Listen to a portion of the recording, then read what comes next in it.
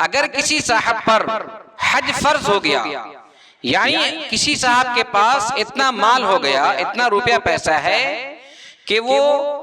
जा सकता है सऊदी अरब और वहां से आ सकता है, हज कर सकता है, और अय्याम हज में जितने दिन वहां रहेगा उतने दिन उसके मातहत जितने लोग हैं उसकी किफालत का भी इंतजाम है। तो ऐसे बंदे पर हज फर्ज है। अगर वो गफलत किया, सुस्ती किया या किसी बुनियाद पर हज नहीं किया और बाद में उसके हालात नासाज हो गए, बाद में वो गरीब हो गया, फकीर हो गया, उसकी दौलत ज़ाय हो गई, तो भी उस पर हज फर्ज रहेगा।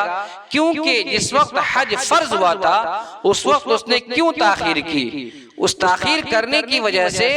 हज खत्म नहीं होगा, हज की फर्ज साकित नहीं होगी, बल्कि गरीब होने की वजह से भी हज की फर्ज साकित नहीं होगी, हज उसके जिम्मे बाकी रहेगी। इसलिए जिन हजरात पर हज फर्ज हो कोशिश करे कि वो फौरन हज कर ले, क्योंकि कल क्या होगा किसी को क्या पता।